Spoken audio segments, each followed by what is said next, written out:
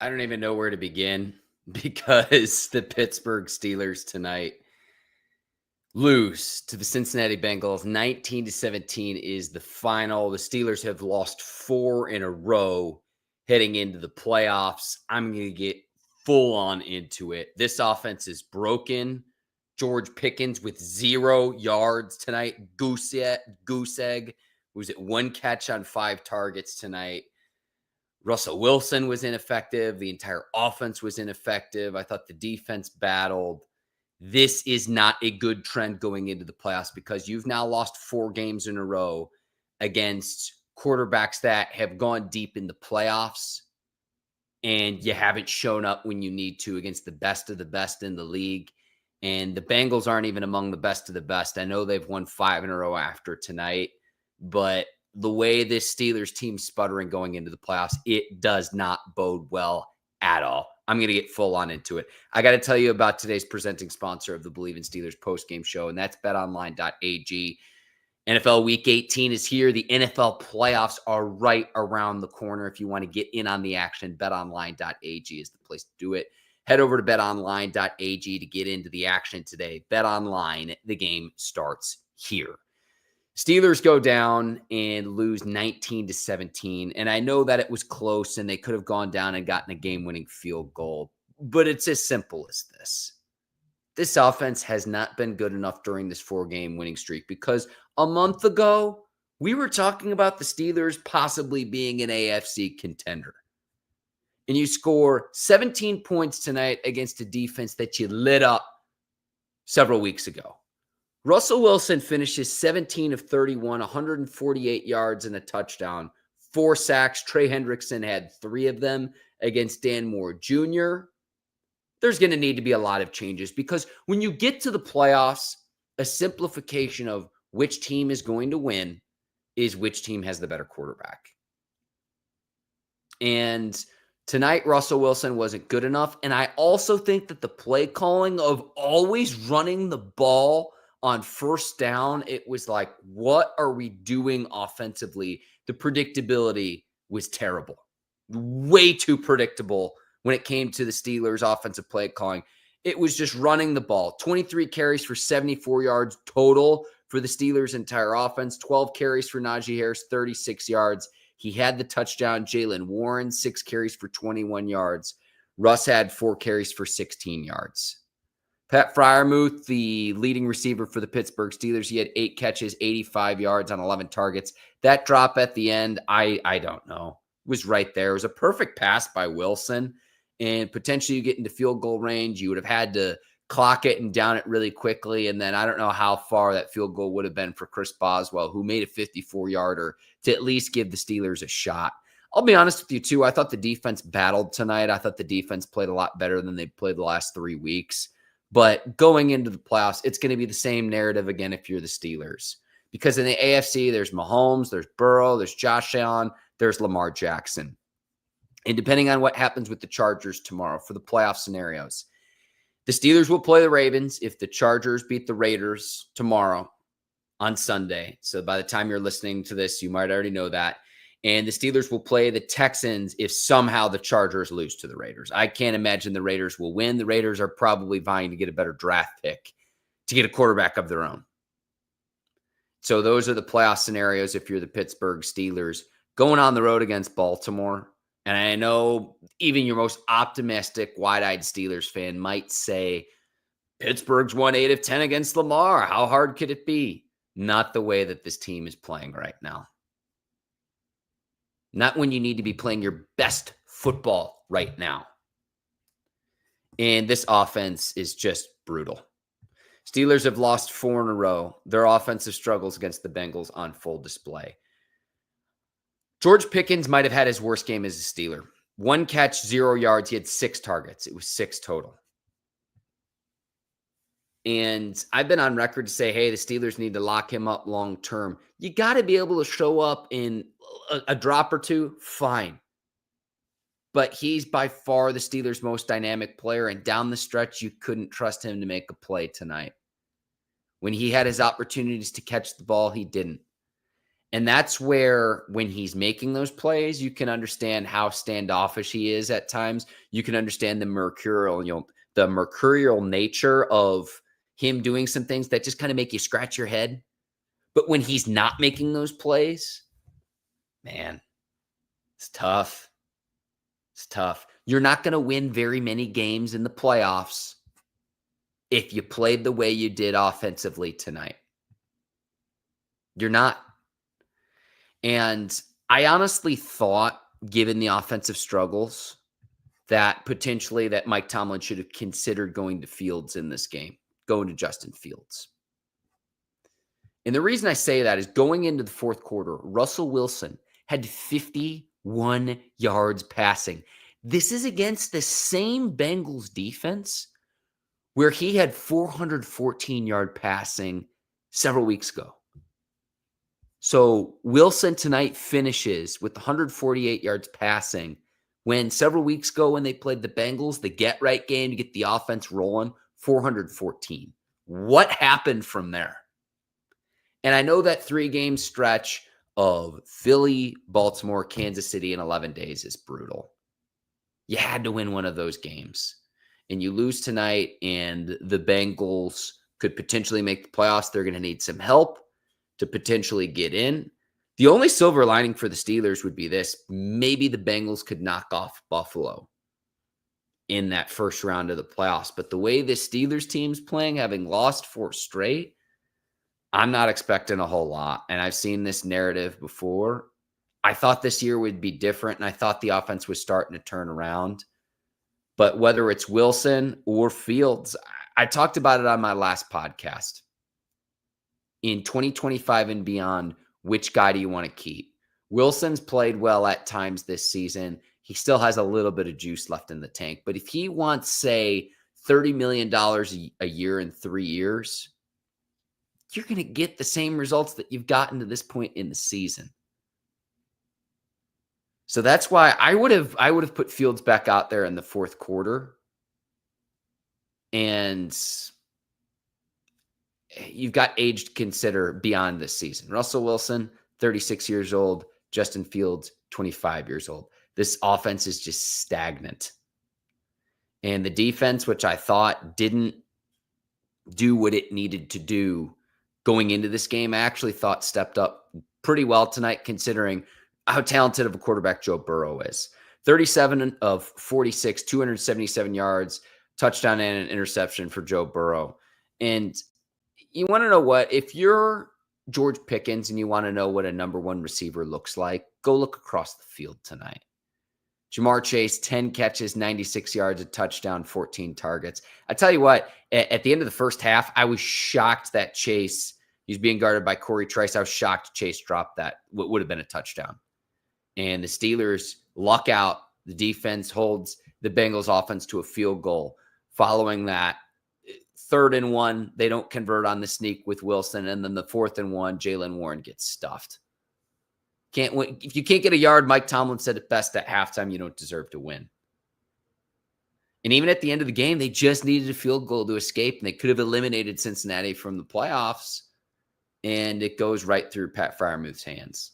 And you know what? I don't fault them going to Pat Freiermuth at that point because of the way that Pickens played to that point in the game. A goose egg, 0 yards in one of the biggest games of the season. How do you respond, George Pickens, when it comes to the postseason? If you want to be a true top dog, alpha, number 1, Superman, Batman, superhero receiver, straight up. You want to be Batman, not Robin? You can't put up a goose egg in big games like this, where a few of the catches were tough grabs, but the amount of drops he had tonight, nuh-uh. And another thing that didn't make sense, Trey Hendrickson is like the one really good defensive player on the Bengals, like all-pro, Pro Bowl level caliber player. After the second sack, why is Dan Moore Jr. continually on an island against the Bengals' best defensive player along the blind side of Russell Wilson? Dominated the Steelers tonight with 3 sacks. And that's the reason why in the offseason, Dan Moore Jr. is not going to be on the Steelers. That's why the Steelers drafted Troy Fautanu going into this year because you thought you were going to move Broderick Jones over to the left tackle position. And the rest of the Steelers receivers, oh man, we're critical about George Pickens. Freiermuth had 8 catches. Mike Williams, 1 catch for 25 yards. What a great acquisition that was on the deadline. They've hardly used him. Najee had 4 catches for 20 yards. Van Jefferson, 3 catches for 18. Goose egg from Calvin Austin III. There's a lot to be desired when it comes to the receiver position if you're the Pittsburgh Steelers. Straight up. Straight up. And that's why when Pickens doesn't perform, it's even magnified for the fact of they don't have another player at any skill position that has a fraction of the talent that he does, George Pickens. But the drops tonight, nah, man. No. And Hendrickson dominated up front. Even if the Steelers go down and get a game-winning field goal, I still don't feel great going into the playoffs. I feel terrible going into the playoffs, knowing that you're going to need better offensive production. And this is just what we've seen. This is what our optimism was with Russell Wilson and Justin Fields and Arthur Smith, and maybe the offense can finally get it right. It looked good a month ago. And now you're just scratching your head wondering what could have been this season. Because that 3-game stretch and now the 4-game losing streak, it's broken the Pittsburgh Steelers.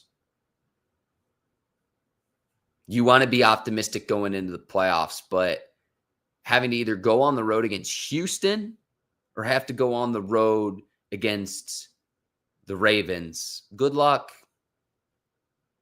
Good luck. And I know they have familiarity with Lamar Jackson and they play Lamar as good as any team. And Lamar has had his own playoff struggles as well. And then Houston, I know, struggling. They're on a 2-game losing streak heading into the final week of the regular season. And Stephon Diggs and Tank Dell are injured. And they just signed Deontay Johnson and all that. But CJ Stroud against either of the Steelers quarterbacks, like, look at the quarterback matchups. And in the games down these last 4, when you've had better quarterback play from your opponent, you've had better quarterbacks, you haven't won games. And sometimes you get what you pay for. And I think Russell Wilson and Justin Fields overall have played well for the Steelers this year. The Steelers are paying them less than $5 million this year. What happens when you actually need to pay them money of what they'll get on an open market, either one of them, if not both, and you can't allocate that money to other players on the roster? That's the bigger concern if you're the Pittsburgh Steelers. And even if it's Wilson or Fields next year, from a big picture standpoint, if you want to be real, either of those guys has to be a bridge for whoever the next guy is. That's just been evident to me these last 4 weeks for the Pittsburgh Steelers. I'm not trying to be overly critical, but what I am trying to point out is the fact that if you actually want to go win a 7th Lombardi, you're going to need a dude at the quarterback position. Russell Wilson, Justin Fields, probably not that guy. I think you could win a playoff game, maybe 2, but to win a Super Bowl with how broken this offense is, and it's not even particularly the quarterback, it's the other players that you've surrounded them with. And I know Najee Harris hasn't gotten hurt. He's had 4 straight 1,000-yard seasons, and no player has done that to this point in the NFL. The 3.9 yards per carry in a game where it's January, it's freezing cold out, and you get 12 carries for 36 yards, that ain't Pittsburgh Steelers football. That's not the standard is the standard. And that's the reason they didn't pick up his 5th-year option. Like, let's just be real. Other than Pickens, is there a guy on this offense that would definitively start for other teams? Maybe Freiermuth on offense. Skill position guys. Jalen Warren's a nice change of pace back. Najee stays healthy, can move the change, doesn't fumble, doesn't get injured. I get it, but is that worth a first-round pick? He was brought in because the year before Najee, the Steelers finished last in the league in rushing. James Conner couldn't stay healthy. When had the Steelers ever finished last in the league in rushing? And again, that's not Steelers football. And I like Najee, but just this offense, and it's not to point all of the offensive problems on Najee. But Roman Wilson, another rookie, hasn't stayed healthy, hasn't played. It really stinks of what could have been at this point in the season with Troy Fautanu, Zach Frazier, and Mason McCormick up front getting valuable reps as rookies. Shouldn't even be playing right now if the Steelers were healthy. But who are the guys on this offense that you can point to say, yep, I know for a fact they'd start for other teams? Because I know the Bengals have two. Jamar Chase, T. Higgins. They'd be foolish to let either of those guys go. Cincinnati. Foolish. Who are those difference makers on the Steelers offense? And who are those difference makers that when it comes playoff time, the Steelers have become way too predictable. In a sense, it reminded me a bit of what we saw with Matt Canada. The predictability tonight was terrible. So I don't put that all on Russ, where you're running on first down, play at drive after drive after drive after drive. You want to know what I'm talking about too? Steelers, they play 17 games this year. They didn't score on the first drive of a single game they played, and they play from a deficit yet again. And that's been a commonality during this losing streak, is what you could do if you actually got out to a lead in a game and you play from ahead, play from an advantage, instead of chasing a deficit and then chasing the clock. We saw it yet again today. Beanie Bishop had an interception. Corey Trice Jr., 11 tackles. Peyton Wilson, 10 tackles. Sean Elliott, 8 tackles, had a big hit on one play as well. Let's go to some of the team stats as well. The Steelers offensively tonight finished with 193 yards of offense. Yikes. Bengals offensively had 314 yards of offense. The Steelers 3.3 yards per play, 119 yards passing. Oh boy. And they got dominated time of possession. Bengals had the ball for 38 minutes tonight. Steelers had it for 22. Turnovers, Bengals had 2, Steelers had 1. How lucky did the Steelers get when they had opportunity after opportunity off the drive stalls where they're down a score, and then the botched punt? It hit off DJ Ivey on the punt return. Connor Hayward recovers the fumble. You're in Bengals territory. Go down and score the go-ahead touchdown. That's what good teams do even when they don't play well. There were opportunities there tonight for the Steelers, and they didn't get it done. And even if they had, though, going into the playoffs, the way they played for the vast majority of tonight's game, this is not going to cut it. And going into the fourth quarter, I would have put Fields in the game with how poor Wilson was to that point in the game. Because going into the fourth quarter, pull up my tweet here. Going into the fourth quarter, Russell Wilson had 51 yards passing going into the fourth quarter tonight. And then they're facing the deficit. So then they let him cook. Then they let him pass the ball. I know you want the old school notion with football is run to set up the pass and the play action. Vice versa. Have the pass set up the run. When every single drive on first down it sets up, we're going to run the ball. That predictability just became way too much. And I credit Lou Anarumo and the Bengals defense because they made a lot of adjustments and they were a heck of a lot better than they were the first time they played this season. And I thought Burrow kind of figured out the Steelers' zone defense, a lot of cover too. Joe Burrow's been like Houdini. There's a reason why Jamar Chase is probably going to win the Triple Crown. They've been terrific during this 5-game winning streak. And if they had a better defense, they could have pulled out some of those one-score games. Bengals are still on the outside looking in, getting into the playoffs again. They'll need help to get in. The Bengals, the way they've closed this season, reminds me a bit of the 2022 Detroit Lions, where at the end of the season, no one wanted to play them. So the Bengals are playing their best football now, potentially going into the postseason, but they might not even make it because, again, they'll need help to even make the playoffs. But Would you rather have Burrow or Josh Allen or Lamar or Patrick Mahomes? If you're the Steelers, the way that you have to think about it is you're going to need a dude that can go mano-a-mano at the quarterback position to be able to make plays with those guys. Because there were times where it was like the Steelers had Burrow dead to rights, just a few flips, just getting the ball out to his playmakers to be able to make plays, giving his guys opportunities to make plays. I thought Wilson did that tonight too. George Pickens couldn't make the most of his opportunities tonight. But outside of him, there's no one else on this offense. Freiermuth, to an extent, Freiermuth's got to make that catch at the end of the game to at least maybe set up Boswell for the field goal. And the time management at the end, Wilson, Tomlin, one timeout, took way too much time. Because even if they complete that to Freiermuth, I don't know if there's enough time to rush the line of scrimmage, spike it. How far are you from a field goal at that point? You still might need to get more yardage, and you don't have any timeouts left. It's too little, too late. And why it has to come down to that final drive, you had your opportunities in this game. And the fact that you have a good enough defense to where when Boswell made the 54-yard field goal, it was 19-17 at that point. And you've got 2 minutes and some change, maybe 3 minutes left in the game. And you trust your defense to go make a stop against Joe Burrow and that offense.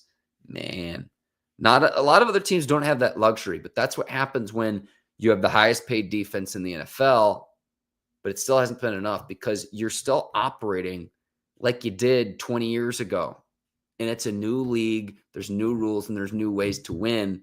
And to do that, you've got to have a quarterback that ultimately isn't on this roster right now. Steelers are going to have to go to the draft because even if they re-sign Wilson or Fields long-term for 2025 and beyond, maybe they bring both back. But to compete and win a Super Bowl to bring home number 7 to Pittsburgh, you're going to need to go get a guy. It is just evident at this point. Big sample size, 4 games. Look at this 4-game stretch. Jalen Hurts has been to a Super Bowl. Lamar Jackson, I know hasn't had the playoff success, 2-time MVP, potentially a 3-time MVP, and he's won a playoff game. Mahomes, greatest quarterback of this generation, might be on the Mount Rushmore of greatest quarterbacks of all time already. And if he's not, he will be one day. You got to go beat those dudes. Oh, who, by the way, Bleav each of them, and then Burrow tonight, all of those quarterbacks, I Bleav, are younger than 30 years old. Oh, and Josh Allen in Buffalo, too. Forgot about that. That's right. You've got to compete with that. And if you don't have a guy that can compete with that, you've got to have a ton of other studs throughout your team. I don't know if the Steelers have that on their roster. And I think that we're heading towards yet another year where you point to, well, the Steelers' last playoff win came January 15th, 2017. It's what we're heading towards. It's what we were heading towards going into tonight. And I wanted this to be another get-right game against Cincinnati. That didn't happen. That didn't happen. I don't mean to be too morbid, but this is just what the truth is after tonight's game. Got a lot of people watching on what Yinz think. I want to get to some of your comments. And if you are watching this live, several ways you can get involved. Hop in the chat right now. I want to know your thoughts. You can also, if you leave a super chat, I will promise to read your comment. You can financially support myself and the Bleav in Steelers show. Also, what I'm going to do right now is put in the comment section, I will pin a link to where you can call the show if you want to sound off and vent. This is an open room. This is a way to where you can air your frustrations after tonight's game. So let me pin that. That link is up. If you want to call into the Bleav in Steelers show, you can go ahead. So I make sure that the link is there, and then I'll get to your comments here in just a second. Appreciate all of you coming in the chat for tonight. Just Really frustrating loss, and it's been a frustrating month or so if you're a Pittsburgh Steelers fan. A lot of people weighing in. Marcus saying, time for Fields. I thought maybe by the time you got to the fourth quarter and you were down multiple scores, Wilson marches him down the field and eventually finds Freiermuth for the touchdown. And it was like, back in it, the old Godfather line. Just when I thought I was out, they bring me back in. One score game at that point. It was 19-14. Hang on. But going into the fourth quarter, the way Wilson played to that point in the game, and some of that's play calling as well. Maybe you save Fields for the playoffs, but I think at this point you're kind of hitched to Wilson, whether you like it or not. At this point, to go back to Fields this late in the season, I just don't think is realistic, given that you've got a week to prepare for probably the Ravens and maybe the Houston Texans. Oh, Mark is saying this. Russ played himself out of a new contract. Arthur Smith, too. Do you say that after one game, or do you say that after this 4-game losing streak? And remember, too, Pickens had missed 2 of those games during the 4-game losing streak. Joseph checking in, saying Dan Moore had a horrible night. Dan Moore, who's been healthy as a Steeler, so one thing I could say is he doesn't miss games. He got work tonight. 3 sacks against Trey Hendrickson. I think Trey Hendrickson now has 17.5 sacks, and he's the one guy where you have to know where he is. I said that going into today's game. After the first or second, you chip, you give help, you keep a tight end, you keep a running back there. Yeah, he dominated Dan Moore. Dan Moore will not be on this roster next year, I'd imagine. Broderick finally moves over to left tackle, and then Troy Fautanu comes back in his second year after his knee injury, and he's your right tackle next year. And then who your swing tackle is, we'll see. Don't know if that player's on the roster. Not worried about it. Someone will pay Dan Moore. Every team will need a left tackle. I mean, it's all right. But tonight got worked. It's gotten worked against Myles Garrett before. He's gotten the better of Myles Garrett before, too. But tonight, 3 sacks, nah. Temple checking in, regular viewer of Bleav in Steelers, saying this was the worst the offense has looked all season, and it's not even close. Yeah. Even if you find a way to win, 193 yards of offense total. Couldn't run the ball, couldn't pass the ball. 22 minutes of time of possession. Najee in a contract season. Freiermuth, 1 catch, 0 yards, 6 targets. No, Freiermuth had 8 catches, but dropped what was an easy. That pass at the end by Wilson, I'll give him this, was on the money. Go look at the replay, hit him right in the hands. I understand some of Pickens' drops. I do. Some of them contested catches, but when you have several of them, he had his opportunities too. Joseph, this is how this is how you know it's gotten to morbid. Joseph is saying, I miss Mason Rudolph. Wasn't it great last year ago, after that Colts game, low point in the season, and Mason Rudolph comes in and saves your season, and you get into the postseason with Mason Rudolph guiding the Steelers sleigh a year ago. This is a hilarious comment. Joseph, I appreciate your comment, and I appreciate you weighing in. Temple asking, what on earth happened to the offense? Like, seriously, they were cracking top 10 scoring offense, and now this, I'm at a loss. 4 straight games against teams that are legit playoff teams. And I don't know about Cincinnati, but at least the other 3, I think, are legit contenders. Philly, I think, is right there with Detroit. Detroit might be a little bit too banged up, and I'd put Minnesota in there. Those are the 3 I like in the NFC.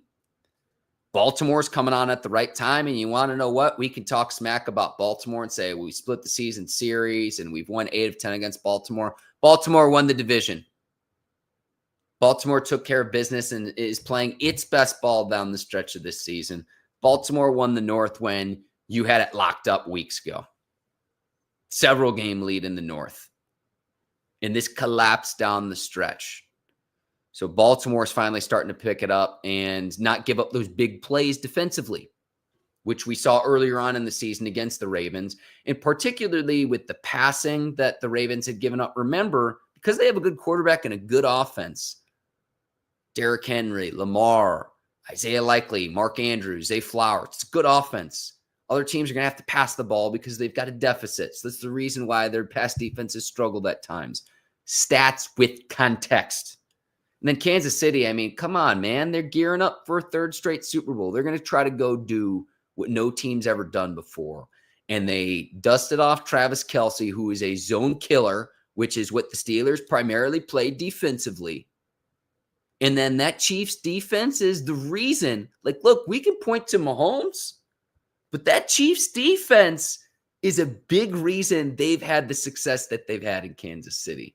Studs. Spags has that defense playing at the right time. If you really watch Chiefs football, you know that, like, look, Mahomes will make the plays when you need him to down the stretch and go toe-to-toe with anybody. But it's been that defense that's really been the real difference maker in Kansas City, and it's how they've won all those one-score games in KC. And they're going to see if Kelce can turn back the clock one more time as they try to go make history. So what's been the issue? You're going up against teams that have legit dudes and can win in a multitude of ways depending on what the situation of the game dictates. I don't know if the Steelers have that. Temple also saying the defense came alive. That was nice to see. That is an amazing offense they faced. Yeah, I mean, look, first time they played two, Joey Porter Jr. had a bunch of penalties. And Mike Tomlin almost said it's like in basketball where you accept the amount of fouls you have. It's like playing Shaquille O'Neal, use your fouls. I'll say this right now. Jamar Chase and T. Higgins is good a wide receiver tandem as you're going to see league-wide. And Joe Burrow, too. This is just me personally. Mahomes would be the guy I'd want number one. Some people might say, oh, Lamar, Josh Allen. I want Joe Burrow on my team. Joe Burrow, to me, if I could have any quarterback other than Mahomes, I think I'm taking Burrow. I know Josh Allen maybe this year could finally get it done. I'd like to see him at least go to a Super Bowl. But when it gets Joe Burrow, this 5-game winning streak they've had, check the stats of what he's been able to do. Doesn't make excuses. And he doesn't have the greatest line either. Going up against Herbig and Cam Hayward and TJ Watt. He doesn't have that great of a line. And still finds ways to get it done. Now he's got two dudes on the outside that are as good as any in the league. So it's a big difference. Joseph checking in. This is an interesting comment. Saying, I believe George Pickens is checked out. I believe he wants out of Pittsburgh. Okay, good luck if that's the case, if that's true, if you're George Pickens. If this statement is true, here's what the stakes are. You go into next year, if the Steelers don't decide to extend him, final year of your rookie deal, you could either get a huge lucrative contract if you're a good soldier and do what you need to do and produce and find a way to take that rage in a way that's productive for your team. And you could go be as good as any receiver as there is in the league, of the likes of which we haven't seen at that high of a level of production since Antonio Brown. You could go be at that level. And I'm not saying he's AB, but I'm saying at a very elite level. He has the talent to do it. I have no doubt about that. George Pickens does. Or you could see what has happened with Deontay Johnson, who's now on his third different team this season, Carolina. Baltimore didn't want him, and then Houston's picked him up. You could be like Chase Claypool, who's now playing in Canada. Chase Claypool physically has everything you'd want. It's between the ears. So if George Pickens wants out, grass isn't always greener. Someone will pay him. I promise you that. But it's just been, at times, frustrating with Pickens, despite his excellence down the field for most of this season. I'll be honest with you, I thought tonight might have been his worst game as a Pittsburgh Steeler with the amount of drops, because he just was a total non-factor in tonight's game. Chad checking in saying, where's the running back drop-offs when the rush is too good? Great question. That's something that Russ did a really nice job the first time these two teams played, the checkdowns. Did not happen tonight. Chad also checking in, saying he had watched the all 22 footage of some of the previous games and he doesn't feel good. Chad, let us know what you saw on the all 22 because this offense right now is broken. I thought going into this game, I had grave concern about the defense because you'd given up 400 yards to Philly. Philly dominated time of possession against the Steelers. Steelers had the ball for 2 possessions against the Eagles in the second half. And you get 400 yards to Baltimore and 389 to Kansas City. The Steelers give up 314 yards of offense to the Bengals. Bengals had the ball for 38 minutes tonight. I actually thought the Steelers defense played pretty well tonight, all things considered. Other than, I'd say, that first drive of the game. Because that defense held strong. Calvin Austin III's punt return fumble. Defense held strong. The fact that you only gave up 3 on that drive was a bit of a miracle. Because Burrow had Chase in the end zone, and it just went through Jamar Chase's hands. Chad, let us know what you saw in the all 22, if there was something that really stuck out. This offense has been brutal. Mark is checking in, saying the problem is 70% of our touchdowns come after a turnover. When they start at the 35 to go is the only scenario they can punch it in on a shortened field. Complementary football, I think, is what Marcus is talking about here. Defense helping the offense converting and scoring touchdowns. Mr. Sywood checking in.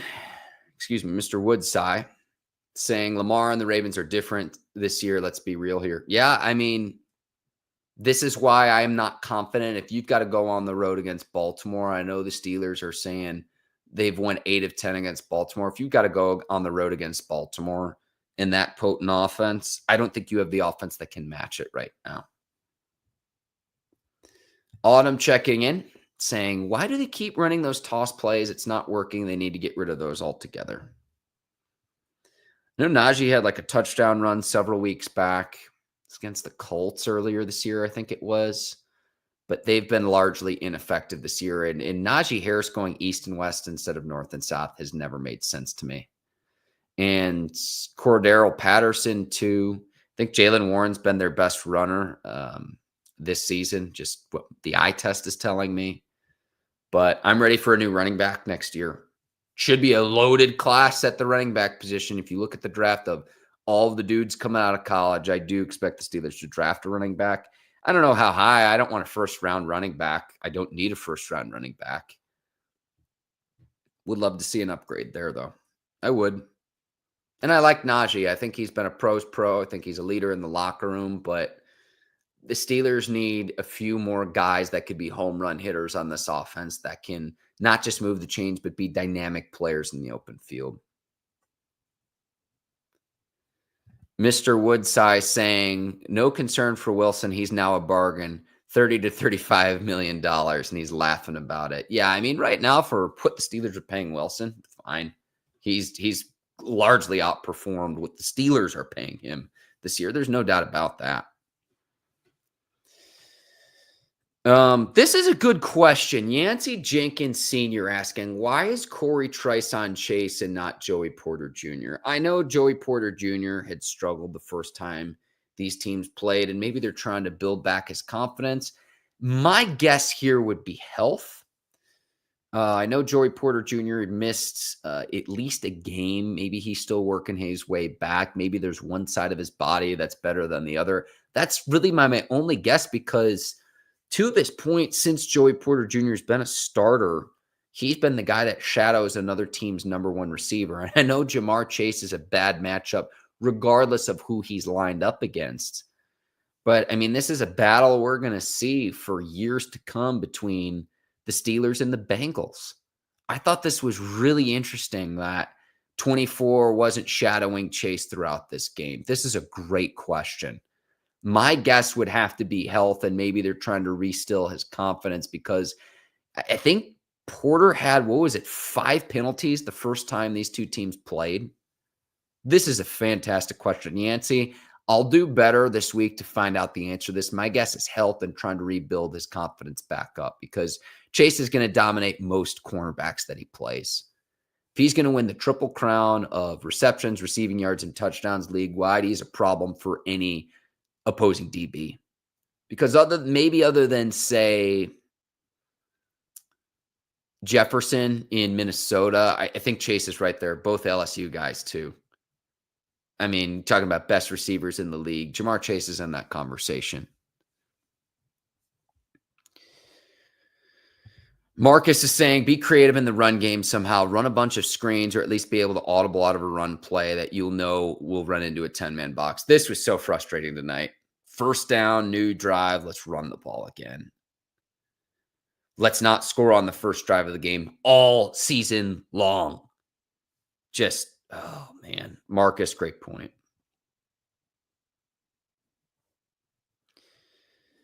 Let me see.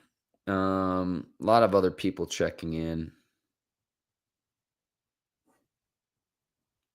This is a good point, too. Misspelled the word offense here. Water in the desert. Welcome to the show. Saying, haven't had a Pro Bowler on offense in 3 years going on 4. The Steelers Pro Bowlers this season. Cam Hayward, TJ Watt, Minkah Fitzpatrick, and Chris Boswell. Boswell's had a fantastic season. Maybe his best as a Pittsburgh Steeler. This is a great point. Who are your Pro Bowl players? Who are the guys that are like, yup, I know for a fact they'd start on another team? Randy Fichtner, Matt Canada, Arthur Smith's been better overall this year. This has been the most exciting Steelers offense since the 2018 season, believe it or not, even despite this 4-game losing streak to end the season, to end the regular season.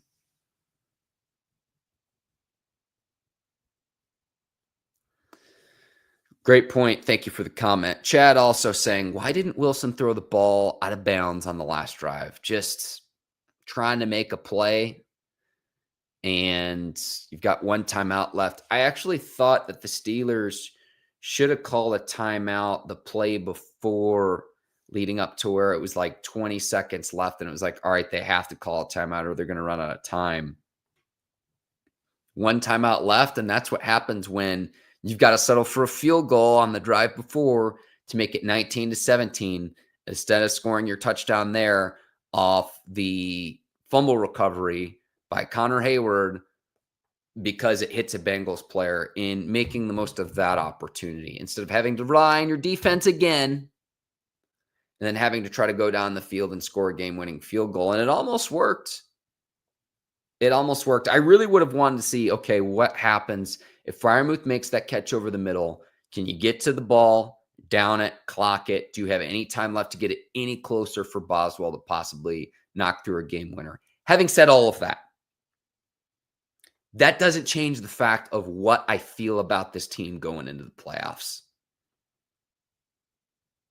Even if they have found a way to win against the Bengals tonight. This Bengals team, even if they make playoffs, which they probably won't, again, they need help to do that.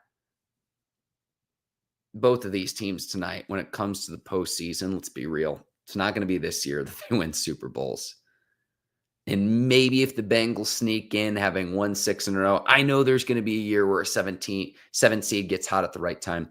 The Bengals defense isn't good enough. And that's what's even more concerning about the Steelers offense tonight, because this Bengals defense has been bad this year. Lou Anarumo, who is receiving head coaching consideration years ago, past offseason, the offseason before that, when the Bengals went to the Super Bowl, all of that. He's probably going to be the fall guy for Cincinnati. He's going to be the guy where it's like, all right, we're going to make some changes. We'll go get a new DC. Other than Trey Hendrickson, this defense for the Bengals has not been good this season.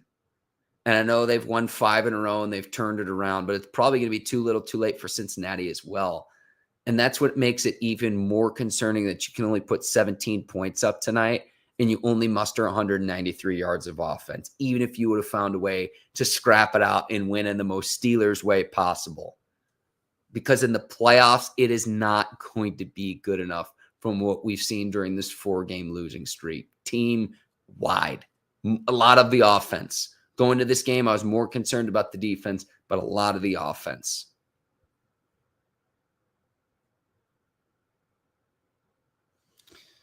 I mean, if Russell Wilson wants to play more years, could he cut out a team-friendly deal? Like 2 years would be ideal, where it'd be, hey, we'll call it 2 and maybe we'll call it 3 with the team option for the 3rd year. And Russ is going to want money. I could see if you did 3 years, like $30 million, what the Tampa Bay Buccaneers gave Baker Mayfield, but you'd need that team option for the 3rd year. Because father time catches everyone in the NFL. And it's not just a Russell Wilson thing. That's just true league-wide. One guy I want to make sure I give a shout out to tonight. Hang on. Cam Hayward. His pass deflection, still getting it done in his mid-30s. On the 4th and 1 play to get the Bengals offense off the field, I thought was huge.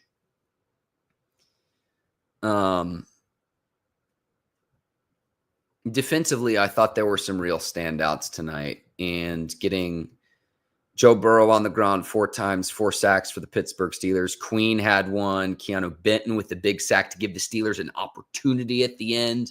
Preston Smith, Nick Herbig had one as well. TJ Watt, too, just the attention that he garners. I'm not even seeing TJ Watt on the stat sheet, though. That is a little bit concerning to me. I know the attention that he garners from other teams. I'm not even seeing TJ Watt having registered a tackle in tonight's game defensively on my box score right now. I'll do a double check of that, but Herbig got out there. I thought the defense actually played pretty well tonight overall, considering who you're up against. Joseph checking in, saying Wilson missed Pickens on that double move on that last drive. That was your opportunity, in my opinion. You can point to Pat Fryermuth's drop, but maybe time runs out. You don't have any timeouts left. Play over the middle of the field, trying to maybe get up, spike it, and then give Boswell a shot at a long field goal. If they can find a way to connect Wilson and Pickens there, they weren't on the same page. There was a sideline shot of Wilson talking face-to-face with Pickens on the sideline, probably trying to encourage him, trying to get his head right back in the game, but it wasn't Pickens' night tonight. This is an interesting point. Water in the Desert checking in again, and I appreciate your comments. Great comments. Saying Justin Fields needs to start the playoff game. I'd have him ready. I'll put it that way. I think you have to start Wilson with where you're at this point in the season. You've hitched your wagon to him.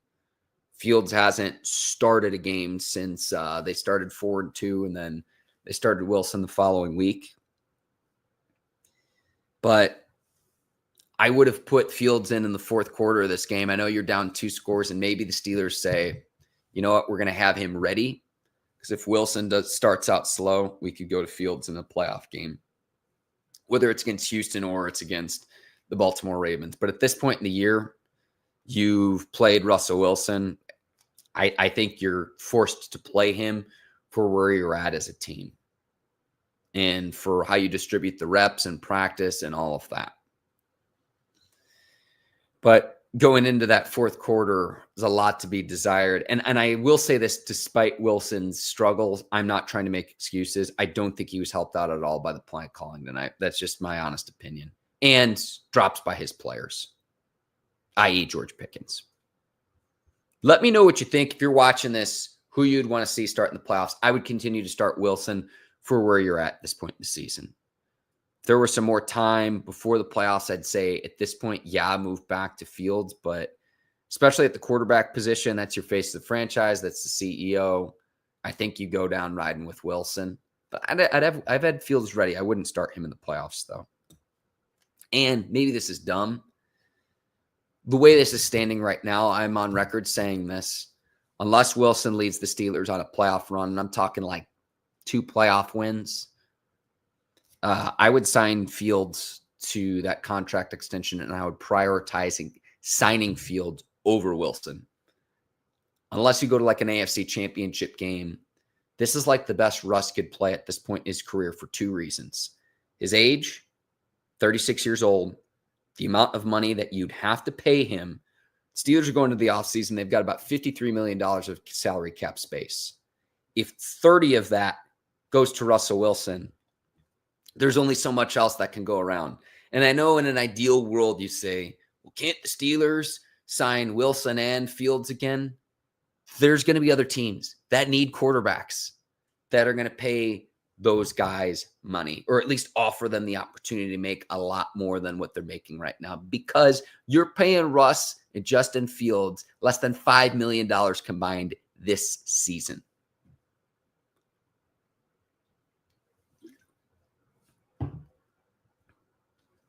But I think Russ is overall, look, I think they've both been effective this year. I think they've been good. I think they've been better than we would have expected.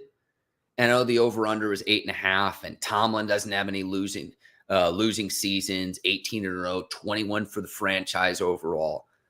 By and large, I think that this offense has been better than you would have thought it would be. And this is why you knew you had to front load the wins on the front half of the season for how brutal the schedule has been on the back half.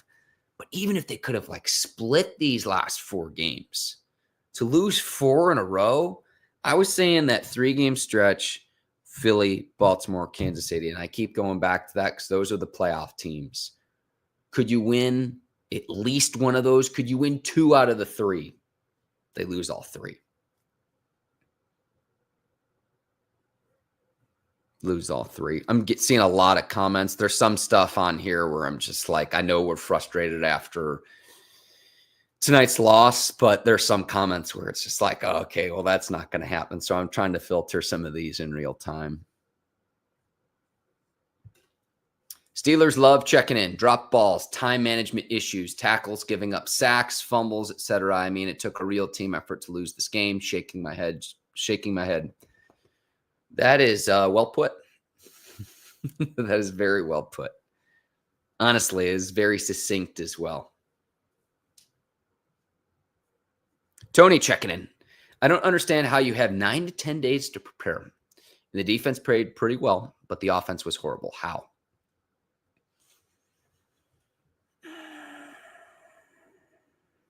Where you put the blame offensively, man. I think everyone's accountable. It's I know you want to point to one thing or one person.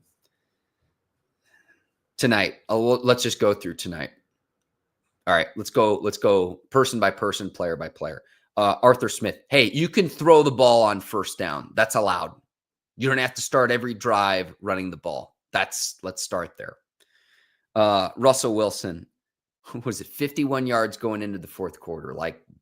What? You can get that with checkdowns, even if you weren't converting first downs on, say, 3rd down and long.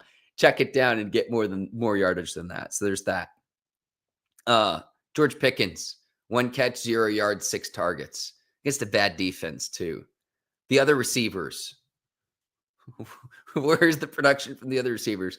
Pat Freiermuth, who's your most productive offensive player tonight with 8 catches.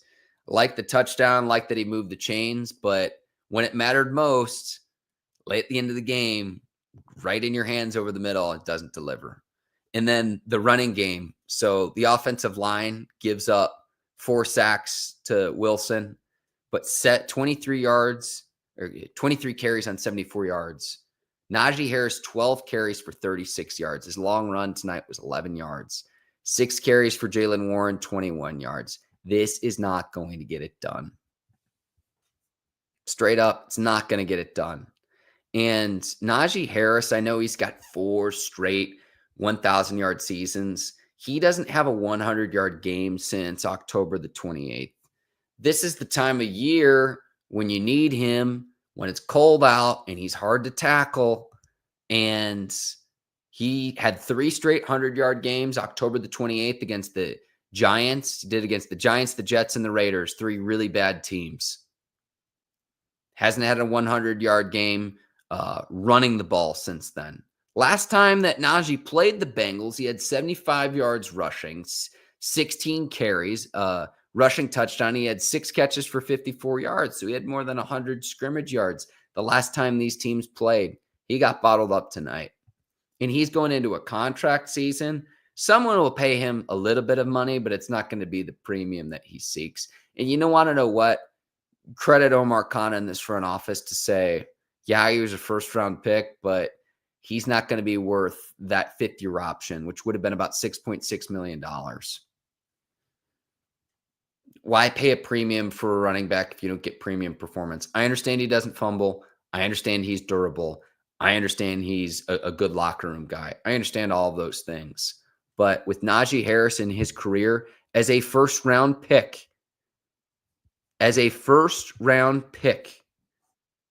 his career yards per carry is 3.9 yards. And I know his offensive line hasn't been there, but that's not worth a first-round pick. It's not. Joseph bringing up a good point about the Steelers quarterback, saying the Steelers will never tank to get a top quarterback. And this has been the issue, and this is where I've always argued that Mike Tomlin's the victim of his own success. Because if you go back of January 2017, the last time you won a playoff game, who have your quarterbacks been when you've been in the playoffs? So Ben, at the end of his Hall of Fame career, wasn't the same guy as when he was playing at his highest level. The 2019 season, which Ben was still around, but he was hurt, you had Mason Rudolph, who got benched in favor of Duck Hodges, who was your fourth quarterback overall after trading Josh Dobbs. And then the next year, Duck Hodges isn't even playing for his candidate team. I don't think Duck Hodges is even playing quarterback. I mean, what a legend. And the Steelers won 8-8. They still went 8-8 that year with Duck Hodges as their quarterback. So then you go back to Ben, he retires, and you try to do a bridge year with Mitch Trubisky. That is a colossal failure. You then hope Kenny Pickett's the guy as the heir to Ben Roethlisberger, and for a little bit it looks okay. And then last year, Kenny Pickett's final year with the team, he finishes with a total of 6 touchdown passes. Who, think about it this way. Mitch Trubisky, who did not work in Pittsburgh at all, once threw 6 touchdowns in a single game when he was still a member of the Chicago Bears. In one single game, Trubisky threw for 6 touchdowns, and that was the total that Kenny Pickett finished with. So then the Colts last year left the Steelers for dead, and this team and Mike Tomlin was looking at his first losing season, and you say, see what we got in Mason Rudolph and give him one more opportunity. Mason Rudolph was heading for a career in real estate. This is on the record. You can look this up. And he goes on the run that he does, plays at a very high level for what he's capable of doing, rallies this team, and they make the playoffs. And Mason Rudolph goes to the Tennessee Titans, gets a nice little contract there, gets paid what he's worth, and was probably saying, hey, at least I get a fresh start and a new opportunity elsewhere, for how he was treated coming into Pittsburgh, where Roethlisberger said, it's not my job or responsibility to mentor him. And then, we're going to give you the opportunity, but then we're not. But then when you are given an opportunity, you don't play at a high level until the very end, where you really put it together, and the body language of the players changed compared to when Mitch Trubisky was the quarterback and compared to when Kenny Pickett was the quarterback. And the reason you played Pickett and Trubisky over Rudolph to that point is you spent a first-round pick on Kenny Pickett, another miss. And then you also paid Mitch Trubisky a premium, and you paid him more money than any other team would have. And now he's the backup in Buffalo, where he'll remain for however long that lasts. But they're not starters. And you want to know what other teams, like you can tell a player's value based on what another team is either willing to pay for said player or give up for said player. The trade to the Eagles for Kenny Pickett, what do you get back? What was it, a 6th-round pick? Someone can let me know in the comments if I don't have it exactly right. Is a later pick compared to he was a 1st-round pick. So then you bring in Russell Wilson and Justin Fields, which on paper is better than Kenny Pickett and Mason Rudolph, and it's also less expensive. And it's been good overall this year, especially relative to what you're paying for. But you see it down the stretch against really good teams with good defenses and good quarterbacks and that are playing their best ball and that are actually going to compete in the playoffs and potentially win Super Bowls. Like here's the question I'd have for you, right? I keep going back to this. Philly, Baltimore, Kansas City. Would you say, Mark, I'll give you those three teams of the field. Would you rather take those three teams of the field to win a Super Bowl? I would probably take the field, but I'd have to really think about it. Because I'll name the other teams that are in the contention. Detroit, Minnesota, maybe Green Bay, maybe. And then in the AFC, Buffalo, Baltimore. Am I missing anyone?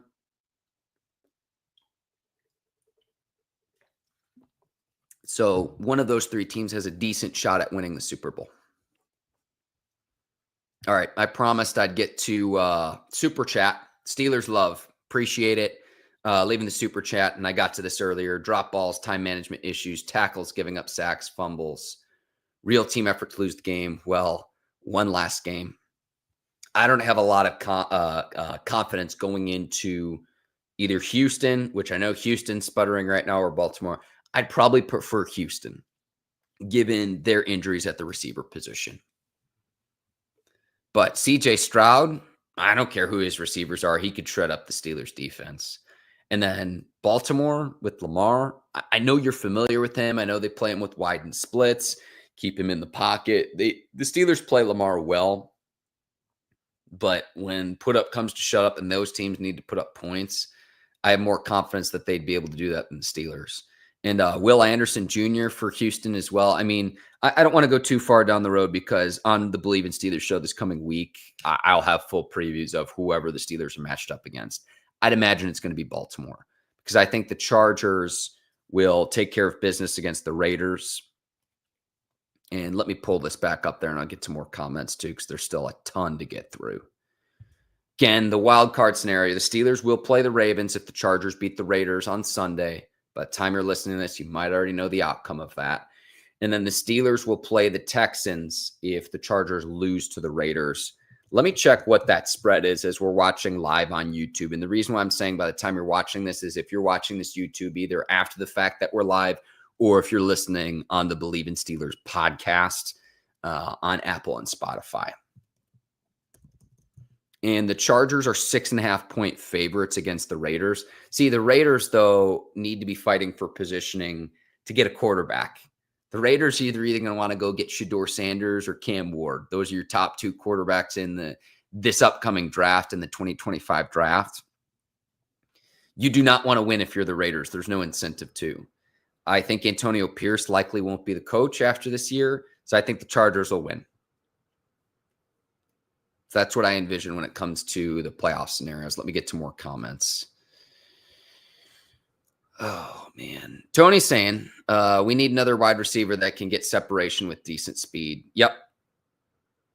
Someone else to complement Pickens.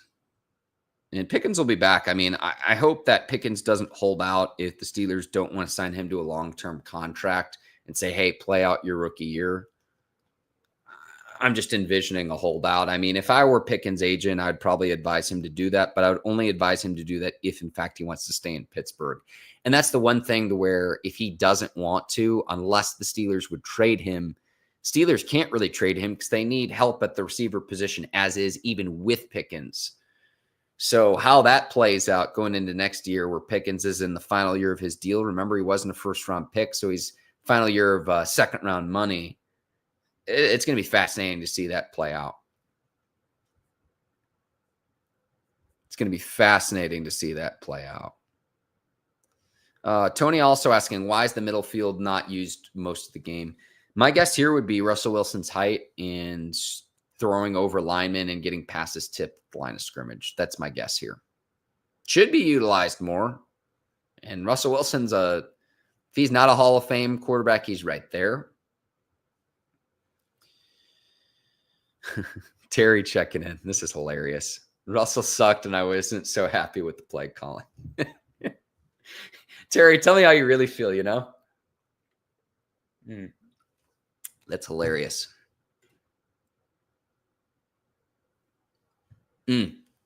Water in the desert. You've been on the money with your comments tonight. Another good observation in the Steelers cover two. Good quarterbacks going to shred this apart, which Burrow did at times tonight. 0 sacks from middle linebacker, 0 sacks from a cornerback, 0 sacks from a safety this whole season.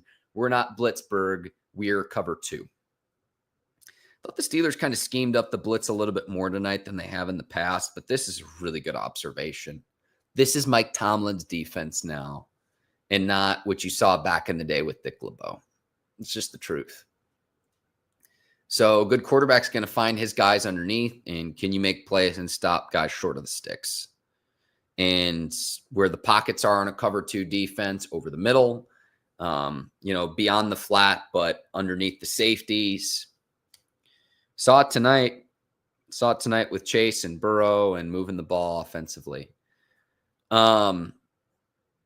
Marcus bringing up -2 play yards on 2nd and 10 over ridiculous, especially with no time. Yeah, at the end of the game. Another point, in the first half when the Steelers went for it on 4th down, I was okay with it, but you can't convert on a 3rd and short where it looked like there was a big enough hole for Wilson to sneak for the 1st down. They don't get it. I think it was a timeout that Tomlin thought that the Steelers had gotten a 1st down and they didn't. And then Warren gets stuffed, and then thankfully the defense holds. What a bizarre scenario. But if you can't pick up a short yardage situation like that, yikes and good luck. And that's where you, if you had Fields as your primary quarterback, if you bring Fields on in that scenario, you know exactly what's coming and it's too predictable. But I think that's something that Fields is actually better than Wilson at, because he's much bigger as a player. He weighs a lot more and is taller as well.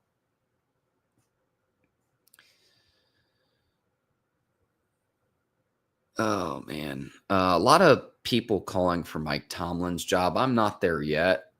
I don't know if I ever will be. Show me a losing season first. But for me, it's more so when you say the standard is the standard, that also applies in the playoffs. And maybe people are over the non-losing streak and everything too, because there are a lot of other teams that would love to have Mike Tomlin on their roster. He's been a victim of his own success. I went through the quarterbacks that he's had already. My point with that, with the quarterbacks, was you've got to go up against a lot of other great quarterbacks in the playoffs that go on and win Super Bowls. And the days of Trent Dilfer winning a Super Bowl, or a young Ben Roethlisberger that has to only make a few plays here and there, or Brad Johnson. And I bring that up because Mike Tomlin was a DB's coach with the Buccaneers when Brad Johnson and the Bucs won. It was because they had a stud defense with Warren Sapp, Derek Brooks, and Simeon Rice.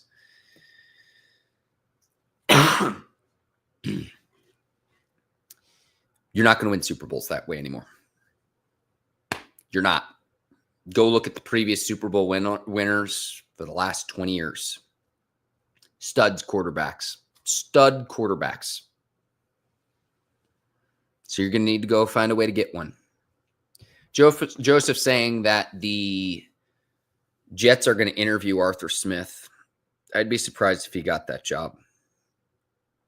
I think Arthur Smith's done a good job as the offensive coordinator overall this season, but these last 4 weeks, yeah. Tony also saying that Russell's holding the ball too long and taking sacks at the worst possible time. I'm with you there. That when he came in with Fields, the thing that I was most impressed with Wilson when he came in and jump-started this offense and really got this team going was his decision-making and his processing of the opposing defense was just lightning fast. Where his arm's not quite what it used to be, his legs aren't quite what it used to be, but his mind was faster than what the defense could do to react. That hasn't been there in several weeks now.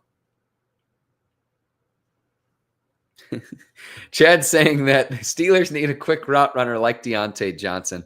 I thought that the Steelers might try to make a waiver claim for him. They did not. Deontay went to the Texans. And I think there was some bad blood there. I think there's some locker room stuff there with Deontay. But that's the type of receiver that you would need opposite Pickens and to help this offense.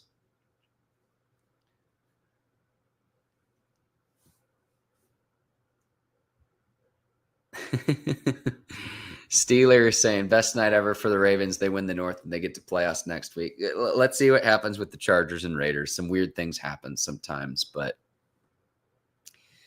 It's tough to beat a division rival 3 times, to face them 3 times in a season. You know exactly what they're going to do. They know exactly what you're going to do. So we'll see if it is the Ravens. We'll see. Ariel checking and saying Mason Rudolph was cooking last year. Yeah, he was. Yeah, he was. I'm seeing a lot of negativity about Mike Tomlin. Again, if the Steelers got rid of him, he'd be picked up almost immediately by another team or a broadcast booth. Kenneth checking in saying the Steelers are done. That's the sentiment I have tonight, unfortunately. Tony saying that Cincinnati is absolutely legit. If they sneak in, no one will want to play them. My mind is blown how bad the offense played. A run play on every first down, unable to use middle of the field. Terrible. Cincinnati's cooking right now. Cincinnati, if they get in, I wouldn't want to play them if I was Buffalo. And that was the team that Buffalo lost to in 2023 in the playoffs. Oh, man. A lot of other comments. A lot of other comments that I'd love to get to.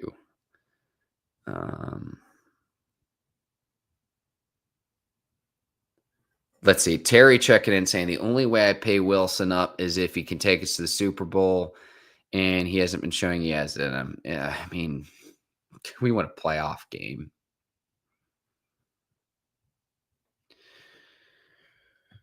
Kaylee checking in saying, would there be a coach available that's better than Tomlin? This is actually interesting to think about.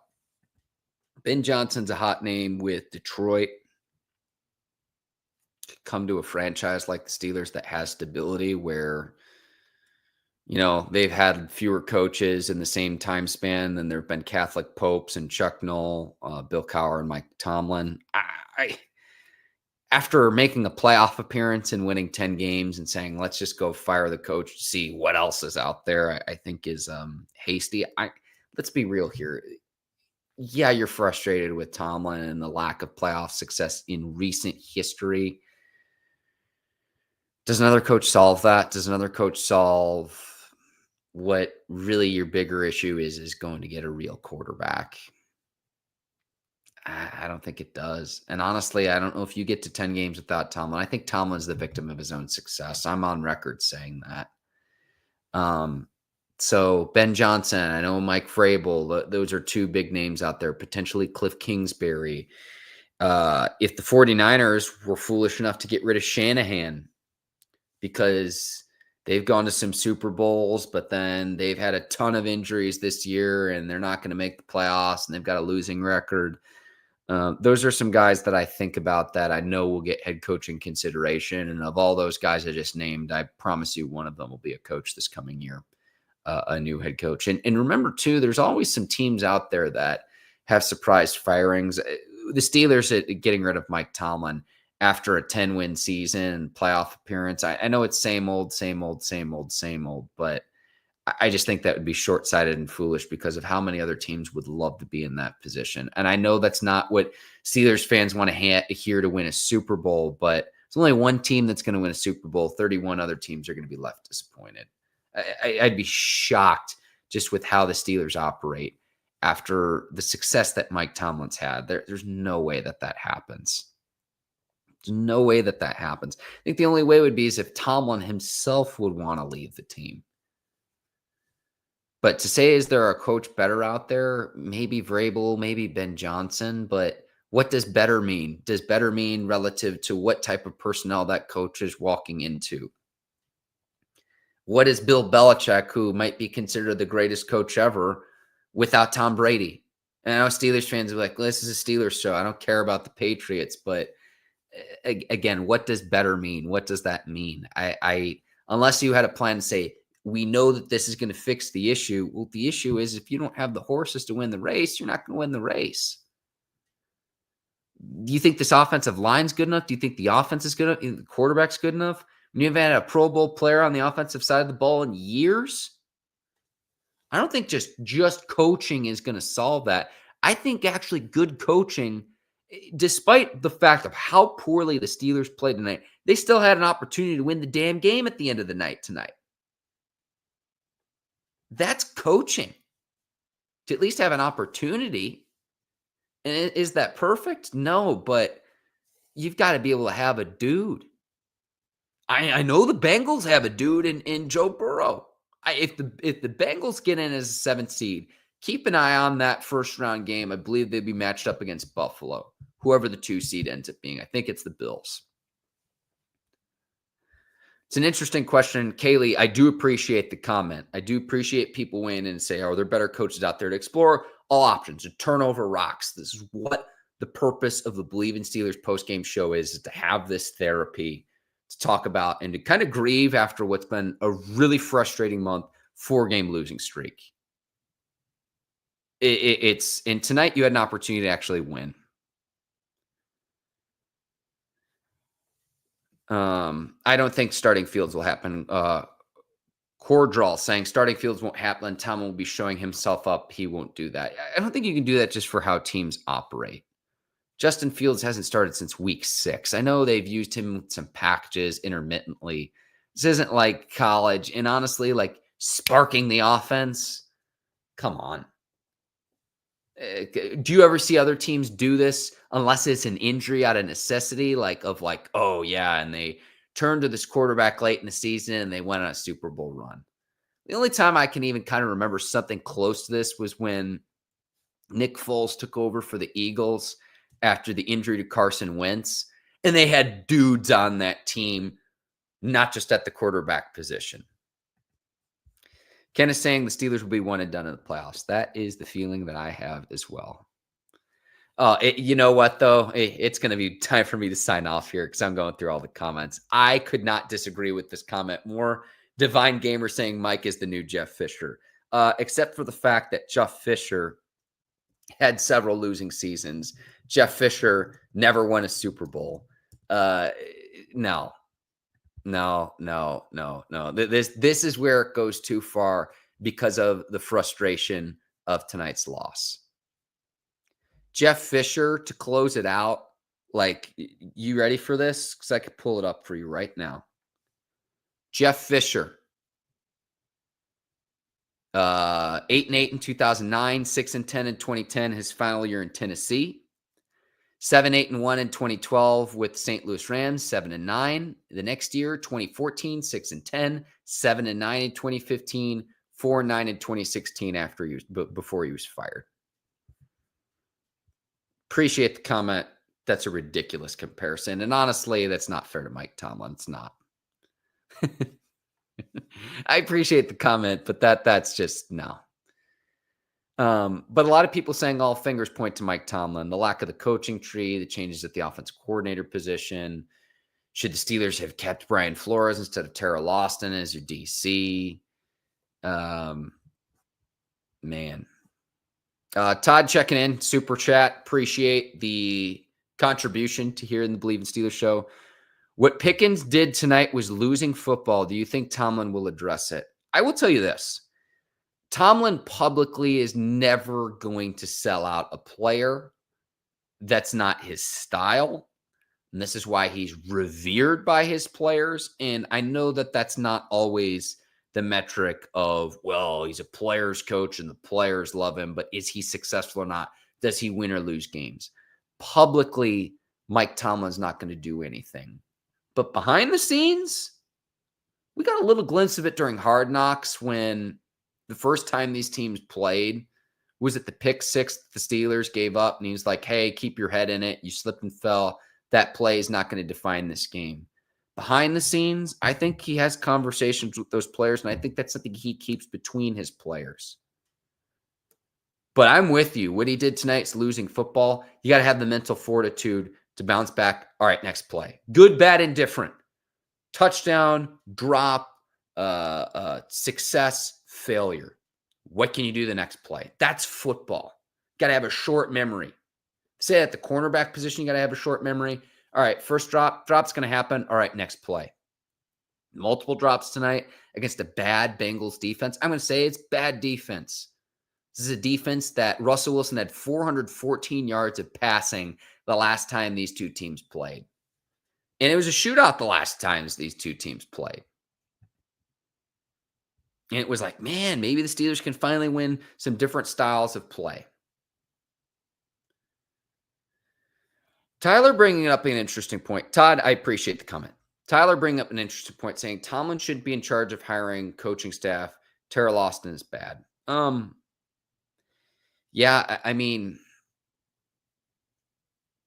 here's the thing though, is like you've got to be able to get along to be able to do the jobs and to break up the division of labor. Well, then who is in charge? GM, the owner.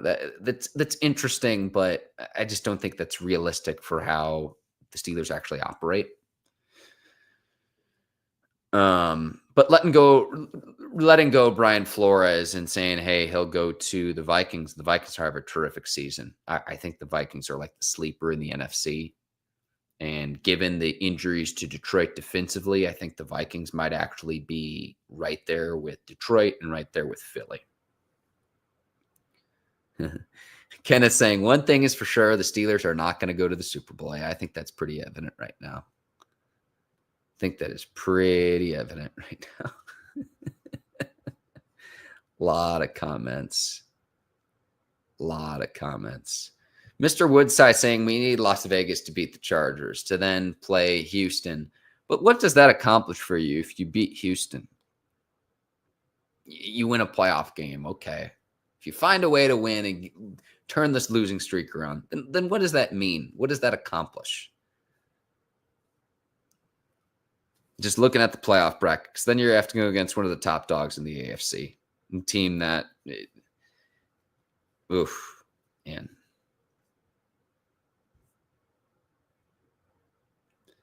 Joe saying one and done. Yeah.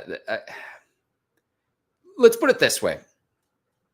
Whoever the Steelers are matched up against in the playoffs, whether it's on the road at Houston or on the road against Baltimore, the Steelers are going to be underdogs. Promise you. They're going to be underdogs for whatever the spread is. We'll see what those lines are. BetOnline is a presenting sponsor of this show. Oh, man.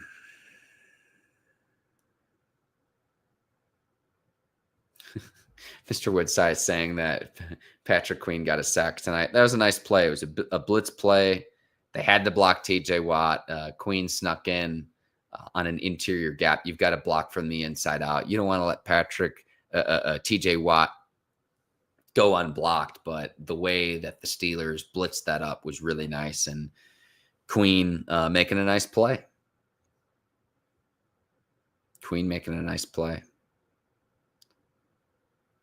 Yeah, Steelers defense held 9 to 1 touchdown, 0 of 3 in the red zone. Yeah, you talk about not giving up a blade of grass. I actually think the defense played well tonight for the Pittsburgh Steelers.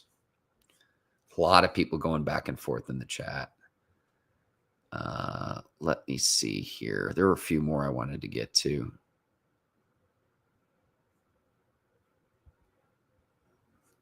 Paul checking in saying he is right. Every team is going to go for Tomlin after the season. Tonight, not his fault. He tried, but it was not his fault. Offensive play calling, though. Like, can Tomlin ever be like, hey, like, let's pass the ball on first down instead of running it?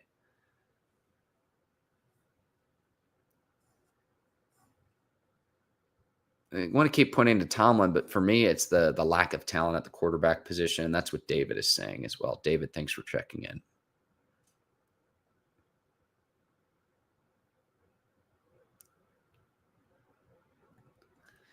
Hangman 12 checking in, saying, what was Sam Darnold before the season? Jared Goff leaving the Rams, Brock Purdy, Bo Nix, Geno Smith. Russell is good. His coach doesn't know how to play to his strengths and win games. Thought it was better earlier on in this season. I do think that Russ has some gas left in the tank. But what I'm talking about is, what is his value as a player relative to what kind of contract he's going to want in the offseason?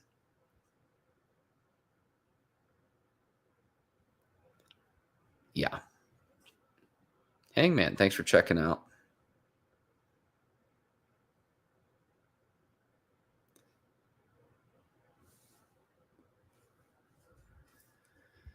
Oh, man. A lot of the same comments.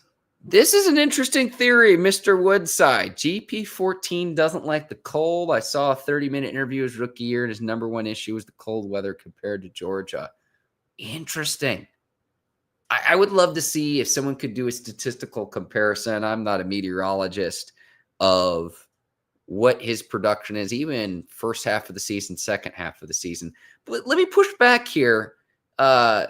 You had in his rookie year against the Raiders, he had a late touchdown in the Franco Harris tribute game where they retired the late Franco Harris's jersey. It was the go-ahead score against the Raiders.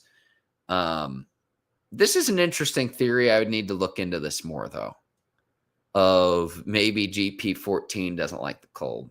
I don't know. I like the theory, though. Putting it out there. I need to look more into this. Do appreciate the comment.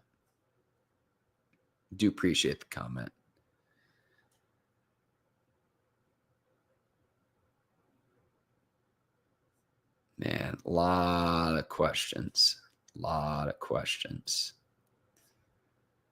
I think that's going to do it. We've gone on for almost an hour and 30 minutes. This has been fun. This went a lot longer than I thought it would, but I had a lot of thoughts after this game and a lot of great comments from you, the viewers here on the Bleav in Steelers show. This coming week, I am going to get you ready for whoever the Steelers play in the playoffs. Again, just to reiterate, the Steelers are going to play the Ravens if the Chargers beat the Raiders in Week 18. So that would be the Steelers' wild card matchup against their division rival in Baltimore if the Chargers take care of business. If the Chargers lose, then the Steelers would play the Texans in the wild card round. So regardless of who the Steelers' opponent is, this coming week, we're going to make sure that you're ready for the playoffs. And it's the time of year you want to be playing your best ball. Steelers are going into the playoffs struggling mightily, maybe struggling more than any team that is actually going to make the playoffs, having lost 4 straight. Cincinnati wins 5 straight. We'll see if the Bengals get into the postseason. This has been another edition of the Bleav in Steelers post-game show. I appreciate all of you for joining in as we have a therapy session, event session after a really disappointing loss. If you enjoyed listening to this program, there's several ways that you can make sure that you stay tuned. If you haven't already, hit the subscribe button on my YouTube page. That way you'll know when I go live immediately after Steelers post-game, after their games, and then to get you ready during the week. A lot of great guests here on the Bleav in Steelers show. On Apple and Spotify, go leave us a 5-star review as well. If there's a funny review, I'll read it here on the show. I want to thank today's presenting sponsor, BetOnline. Can't wait to see what the spread is for Steelers wild card matchup. And then I want to thank you, the viewers and the listeners of the Bleav in Steelers show, for making this possible and making this a Yinzer community, despite the fact that it's been really, really frustrating with what we've seen the last 4 weeks. My name is Mark Bergin. I hope all of you enjoy the rest of your nights, the rest of your weekends. Stay tuned. We'll see who Steelers have here after Sunday's slate of games for the playoffs. Hope all of you have a great rest of your nights. I'll see you next time. Until then, take care. So long, everybody.